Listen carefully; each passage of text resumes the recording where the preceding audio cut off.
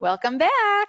I hope you had a nice little break. We did here. So we are going to go ahead and start to, I'm going to introduce you to the next segment. Next up, I'm going to introduce Lindsay DeBernardi to lead our next session, where you will hear best practices from leading virtual safety attendants. Lindsay? Hi, everyone. Good afternoon. Good morning to those of you on the West Coast. I am Lindsay DeBernardi. I am a customer success advisor here at Avasure.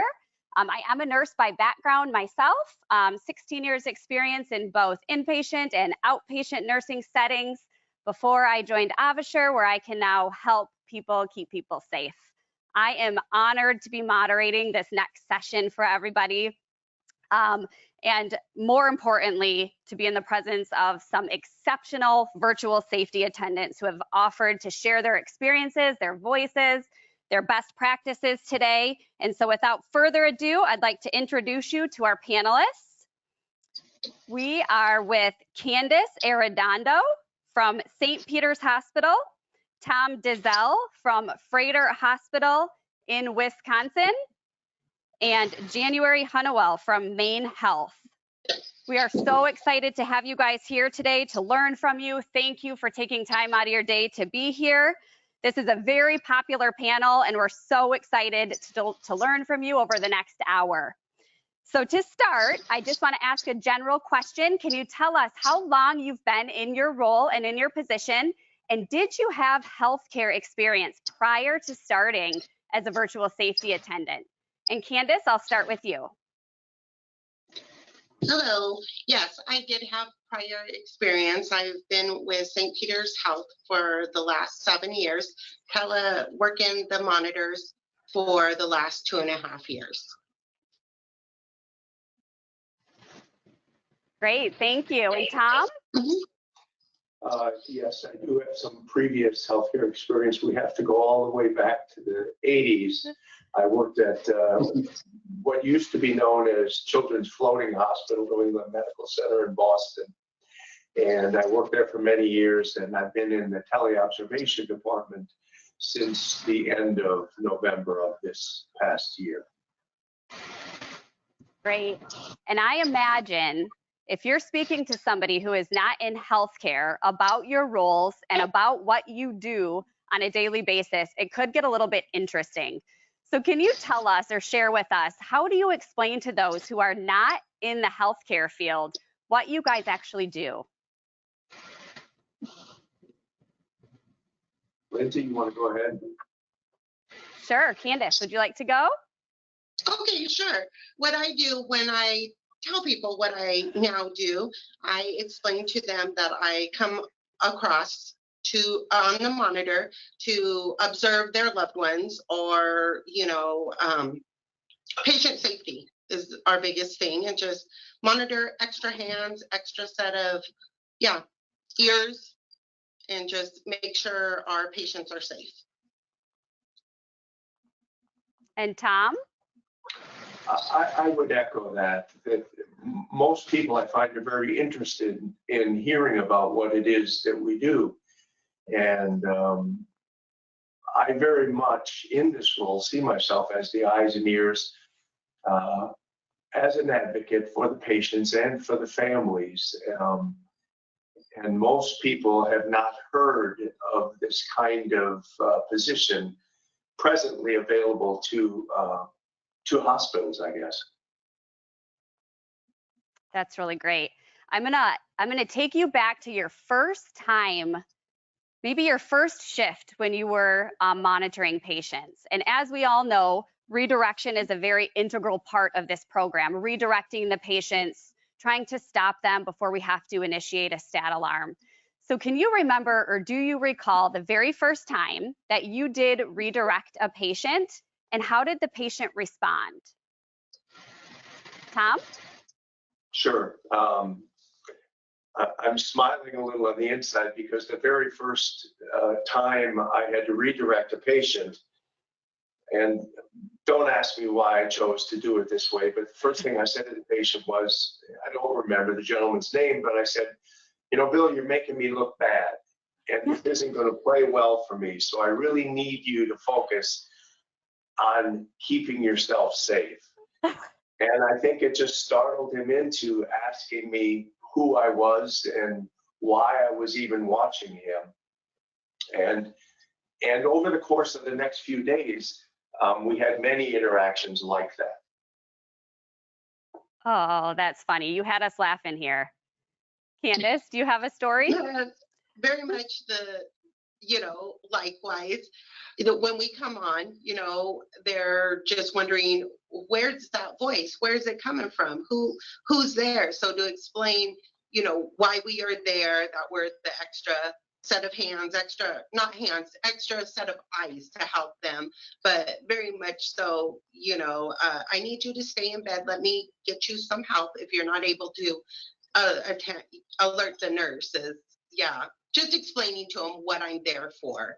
Yeah, but they're quite often, who's there? What's going on? If they're elderly or, they understand, and the ones that can understand are very much, okay, good deal. I'm glad you're here. I tell them, I'm here to help you get through the night. We're going to get through it together. And they're appreciative for more than not. Oh, that's really great. And I imagine that those conversations that you have help to build a relationship with them and build trust amongst your nursing staff, hearing you all communicate with your patients at the bedside, but also with the patients themselves. How do you work to develop a relationship and trust with your patients? And if you do find you're able to establish a connection with them, do you find they are more easily redirectable? Candace?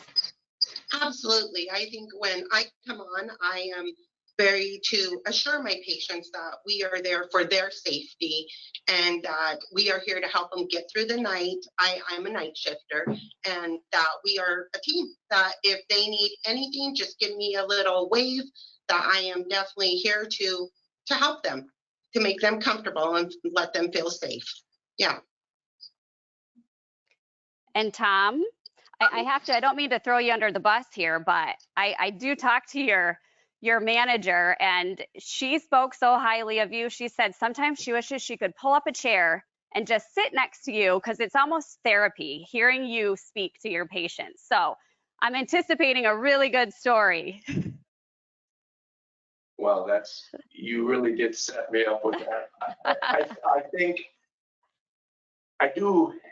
it's probably the most enjoyable part of my day is dealing with the patients. And there have been several opportunities, some good, some not so good, but to the point of, I had one gentleman at one of our other hospitals who, when he was being discharged, he was waving into the camera and he wanted to make sure that he could say goodbye to Tom. And, that meant the world to me to know that I was making a difference in his life. There was another occasion where a gentleman had been admitted to the ER of one of our hospitals, and he was going through alcohol withdrawal. And I frightened him because the camera was in the ceiling, he couldn't see it, and there were some expletives that came out of his mouth. But after we identified who I was and what I was doing, he would ask me to speak to every person that came into the room, to speak with him, because his buddy Tom, me, had just been working with him, and he wanted other people to be able to hear that voice in the ceiling. Oh, I love that so much. It's just those simple things of going one extra mile with your patients to really make their day. If anyone is tuned in to any previous sessions, you've probably heard a buzzword, a keyword almost on every single panel or session, and it's communication being key to the program. So we're talking about how you guys communicate with your patients, but communication with the nursing staff is also very vital and essential for the success of the program. So we would like to know, what kind of handoff report do you receive from the nursing staff, or they receive from you?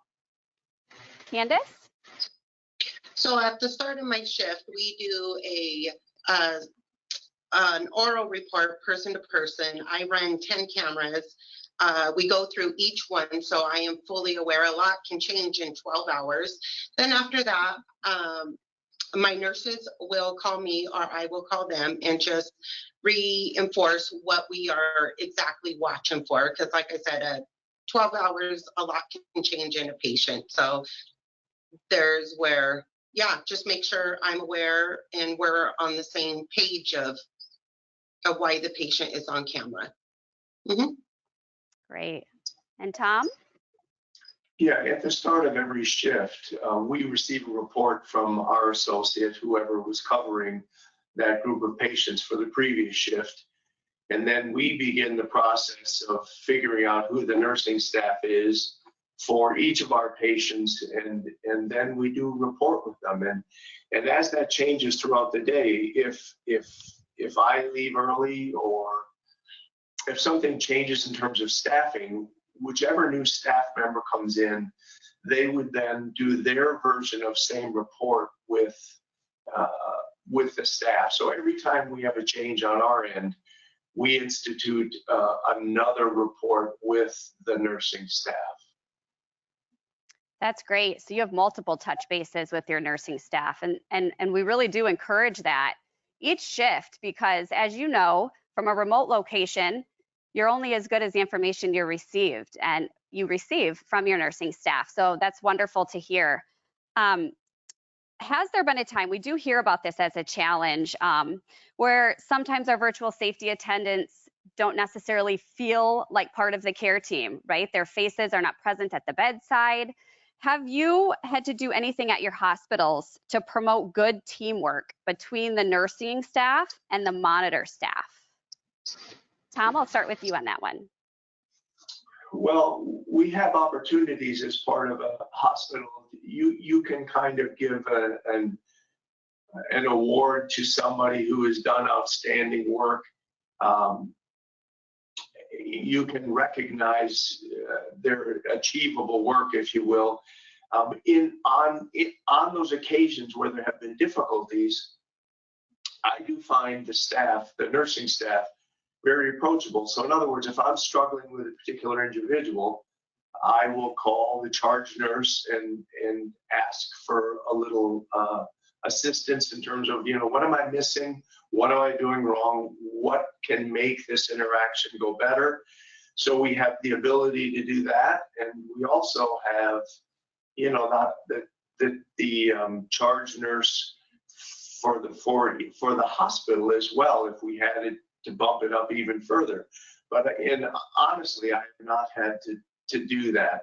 And that's not to say there have not been occasions where there have been difficulties. What I have found for me, what works the best in life and in my role as a teleobserver, when I'm forthcoming with the truth, I'm most well received by the nursing staff. So if the error is mine, I acknowledge it, I apologize, and try to move on from there. Wow, powerful. Candace, how about at your hospital? Yeah, at our hospital, the communication with the nursing staff is absolutely the most important. We work as a team. If we have any kind of discrepancies or anything, we will address it even in the newsletter, or we will put flyers on the floors. That way they are aware of, don't unplug the camera without making us aware, or just what the steps are to be all on the same page and make sure it's addressed so everybody on the floor knows it. Like flyers right at the desk at the nurses station, so they're aware of all of us working together. Yeah, and then as a follow-up to that, Candace, it sounds like, do you have an escalation process? So, if there is an issue, you cannot get a hold of a nurse, do you guys have a process for escalating that? We do. My step is if the nurse and I are not on the same page, or there's just some miscommunication there, I will take it to the charge nurse, whoever on both sides, or whoever is the charge nurse. If she is unavailable, or we're just not seeing eye to eye, or what it has been is take it to the A of the day of whoever is the administrator of the day. And yeah, you know, my nurses and I have a very good working relationship, good teamwork. So yeah, if I'm calling, there's a reason. Yeah. So yeah. Good, thank you. And Tom, I saw you shaking your head too. So it sounds like you may have an escalation process to talk about as well. Yeah, just, you know, I kind of alluded to it, but I would just add that if necessary, we would also include the ad soup. I have to honestly say that I feel fortunate. I feel very supported in my role here as a teleobserver. Consequently, I'm comfortable going to the nursing staff knowing that there's a group of people behind me as well. My associates who can hear the things I'm saying with the individual nursing staff can make comments to me. Tom, try this, don't do that. So there's a lot of that goes on here on a lateral level that we share one with another. And then if necessary, we'll escalate. But I keep thinking about a relationship that's developed with the teleobservation staff in one of our particular units, which we've worked more closely with perhaps than some others.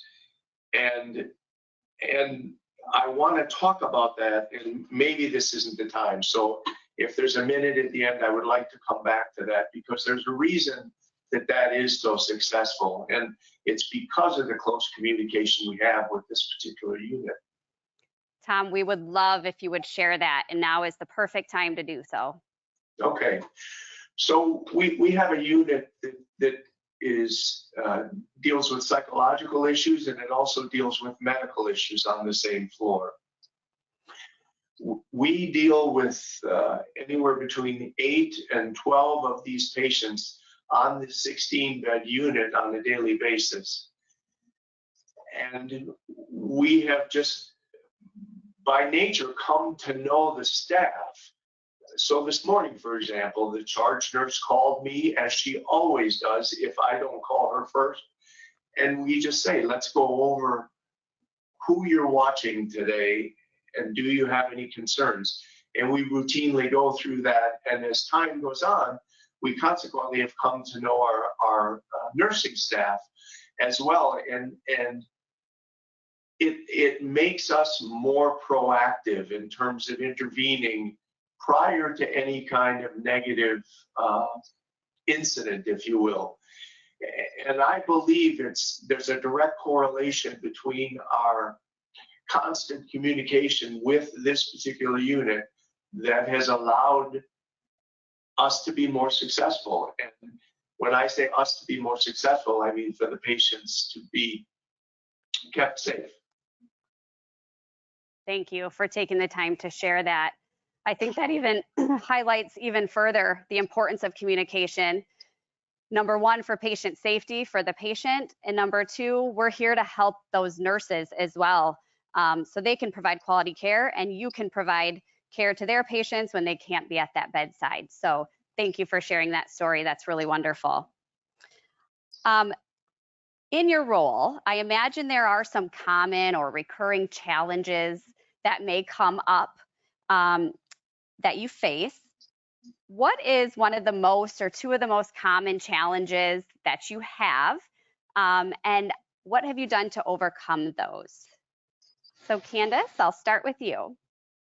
I think we have a lot of the same patients, a lot of detoxers that can be challenging, that can be very challenging because they're not of sound mind, but within a few days after they, you know, they definitely see the monitor in the room and kind of question it. Why are they there? You know, quite can't grasp we're there for their safety at the moment because they're not of sound mind.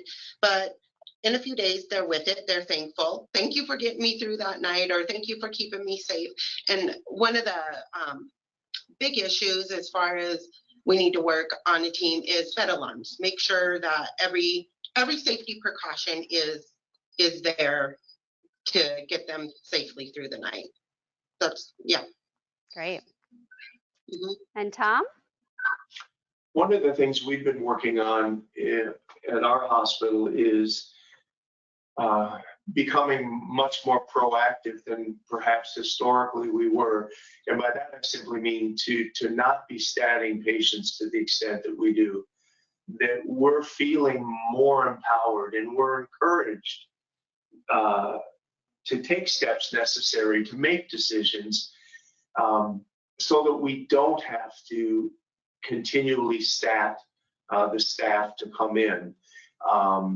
The challenges are when you have a non-compliant patient and then you have to come up with a plan, a workaround, if you will. Like our model, let's say if we contact someone 6 times in an hour, that's kind of our threshold. So we begin to look for another plan, how we can best deal with the patient moving forward. I think one of the biggest obstacles, though, for me in the beginning was that fear of something happening to the patient. And consequently, I think there was a tendency to stat rather than holding off, waiting to see how the situation was going to develop. Over time, I have developed confidence in my abilities. I've come to trust my judgment. And also, we have the full support of our leadership that encourages us to continually look for ways to lessen the load of the nursing staff. So the easiest is to not be calling for them to come into the room all the time, to use the CNA, to use the other staff members to help out, to try to redirect the patient, to use all of those alternatives. But initially, that fear of something happening is a real obstacle, and I really had to work to get past that, and to know that stuff is going to happen regardless of what I do, but I still need to make the difficult, good decisions. And I hope that makes some sense. Oh, it does, absolutely. I think it reverts back to one of our initial questions about your comfort level redirecting, sure. Right? And there's a curve to that when you first become a virtual safety attendant. And so, yes, that absolutely makes sense. And in fact, it leads into our next question, which you may have the same answer. So I'll start with you, Tom, in case you do have another story to share with us. But with all that you know now, if you were to go back to your first day as a virtual safety attendant, what is one thing you wish you knew then that you know now? That I cannot let my fear of something happening to the patient interfere with my taking care of the patient. In other words, I can't respond out of fear. I have to respond out of patient advocacy and confidence. Yeah. And Candace? Yeah, very much so. I worked 5 years on medical floor, so I have experience. I'm a CNA on the floor. And so having eyes and watching of knowing when to alarm, there's a lot of confidence with knowing, having experience. So with a good communication between me and the nurses. So if they hear me talking, they're aware of what's going on in the room. If I do set a voice alarm, they know something's going on. So they will come in and, or I will absolutely utilize the CNA and just to make sure the room is calm before it escalates to anything else. But like Tom said, the confidence of knowing when to call the CNA, when to divert that, how to talk to the patient, how to calm them down through the camera, I think is a big thing.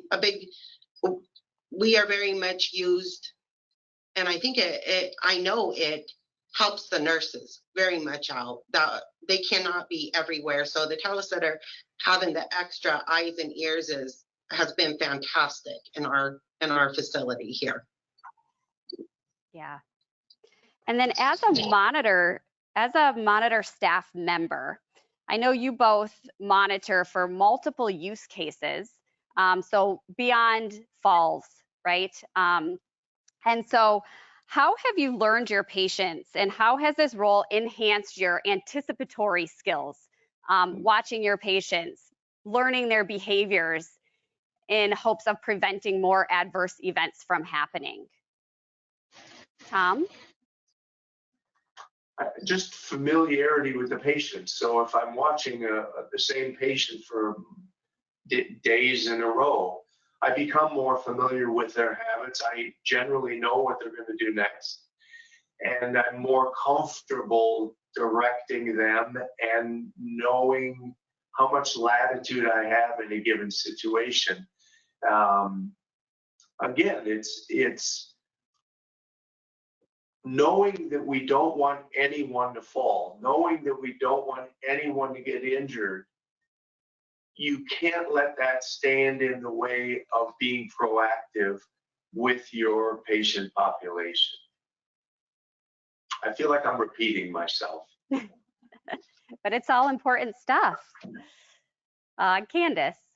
Yeah, the same. Watching, you get to know your patient, get to know their, you know, they're going to eat dinner and then they're going to brush their teeth. We're going to watch, you know, how they move. They like to sit and watch TV from this time to this time. Then they're going to get up. Kind of, you know, for more than one day, if you're watching the patient, you get to know their habits. And a good report at the start of your shift. Like I said, so much changes within 12 hours, so much changes day to day. So, Sure. yeah. And your eyes are on those patients 24/7 when nurses cannot be there. So I'm certain you have learned their behaviors more so than maybe some of the nurses have the opportunity to. Okay, I'm going to ask my last question before I open it up to a Q&A from the audience. I do have some questions that came through, but I saved this for last because I think it's the most exciting. It gives a lot of people chill bumps, and we love to hear about great catches. So if you would each share 1, 2 of your most remarkable, greatest catches, it could be from your colleague, it could be from yourself, but this is why we do what we do. Candace, do you have any? Yeah, it has been a few months ago. A coworker of mine, we had a lady in that was specifically in for detoxing, and she was very on the phone. She knew the camera was there, and she knew we were watching, but she was not with it enough or coherent, and she was coherent, just with it enough to know that we could hear as well as we do. So she was, for quite a few days, about 3 days in a row, she would tell her family, cover the phone and tell them, just bring it in, just sneak it in my purse. Once it's in, you know, just bring the alcohol up in my room. And much to the surprise, the family abided and tried to do that. And it was met either with the nursing staff before they entered the room, or our security was, of course, she alerted the nursing staff alerted the security, and it was caught even before they entered the hospital, even before she got the room. She was like, she could not understand what happened, but then they went up and they talked to her, and she was a pleasant detoxer, but for 3 days in a row, she tried this, and, you know, thank goodness we were there. The nurses would have never known. There's no way they could have known, but yeah, and it was started with my coworker who caught the good catch, and it was relayed from shift to shift to shift. And for 3 nights in a row, 3 days in a row, this had gone on, but thank goodness it had always been stopped. Oh, absolutely. And I always love the ones that you don't always anticipate to catch while you're monitoring. Right. It came to much surprise that she was trying to do this. Yeah. Right. Yep. Great. Thank you for sharing that. And Tom?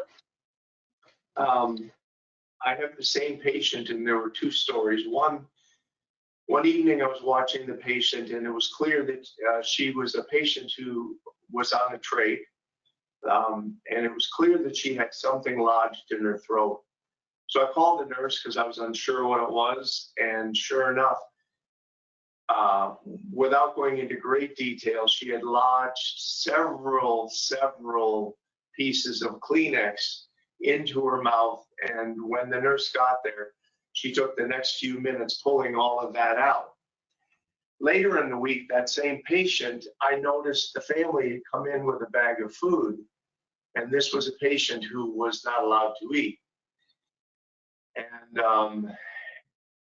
I called the nurse right away, and sure enough, the family had brought in homemade mashed potatoes and a pork chop for this patient. And much to the dismay of the family and the patient, she was not allowed to have her pork chop or her homemade potatoes. So, and that's the story. Oh, that's great. Just wanted that home cooked meal for their family member. Well, But sure. thank you for keeping them safe. All right, I do have a couple of questions here that came in from the audience. So I will read those off one at a time, and I'll give you each a chance to answer those. In what ways are you and your team members recognized for great catches? Candace? At our team meetings, we will be recognized, or in the newsletter or what have be, we will have great catches and recognized that way. Or even a simple thank you at the end of the shift, great teamwork as we are clocking out, because really that is what, our nursing staff just would like to keep everybody safe and have a good night. So a thank you goes a very long way. Absolutely. I was just going to say that. A simple thank you can really make you feel good. And Tom? Always recognized by the staff that I work with and my boss. And we're also recognized by other team members throughout the hospital who will send these little award things around, and we receive them that way. And I think the data that Avashore gathers as a result of when there are catches is the best indicator as to how well or not so well we're doing. And that data is always available to us. Ellen always shares that stuff with us as to how we're doing as a staff. I love hearing you mention data. Customer success team over here, all about the data, but we're only as good as we share it with others. And so I promise I didn't pay Tom to say that about the data. Ellen's just really good at that too. All right. What does the hospital do to support the mental health of the virtual safety attendant if they witness a critical event? I would like to grab that. Sure.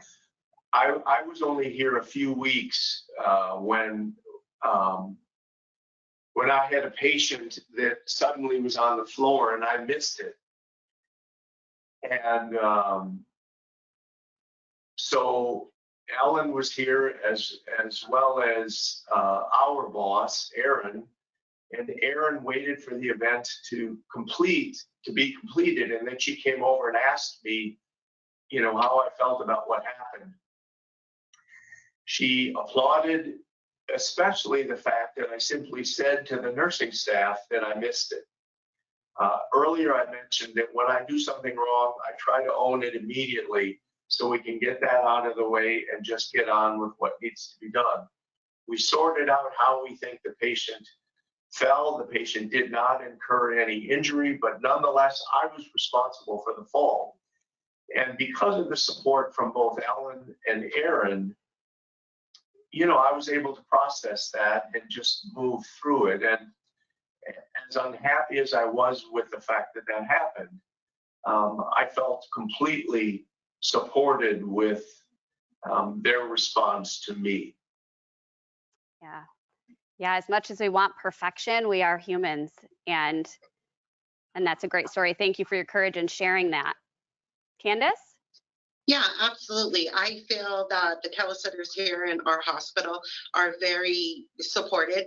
If something should happen through the night, they will nursing staff, administration will get hold of us, do a debriefment. How can they support us in making it better, of sound mind, to better come back the next day and have at it and have that confidence back. Yeah, very, very supported by our staff here. Yeah, the importance of support. All right, one last question here. Does your virtual safety attendant program act as a talent pipeline for the organization? Tom? I believe so. I mean, we get referrals all the time from other departments. Many members of our team, especially the smaller level FTEs, have other jobs in the hospital, and there have been multiple occasions where they have come to work here. So yes, I think people enjoy working here, and we refer out and people do come back. Yes, the feeder system is good. And the reason I have a job is a friend of mine who used to work here recommended that I give this a try. So at the very young age of 72, here I am as a tele observer. How about at St. Peter's, Candace? At St. Peter's here, we have 3 sitters on days, 3 on nights that cover the shift. We are very dedicated workers. So we enjoy our job, enjoy what we do, show up. There's not, on occasion when the CNA fills in for the position, they absolutely love it. When it's time for us to take our break, I'll do it. So yeah, the program is very well received. Great. It sounds like it's a very valued role and position there. Yes. I just want to take this moment to say thank you to you both for spending time with us today, for sharing your insights, for sharing your experiences with us. Your passion to patient safety and your dedication is really making a difference in many, many lives. And without you doing this important work, Avashar would not be what it is today. So we just want to say thank you again for being with us.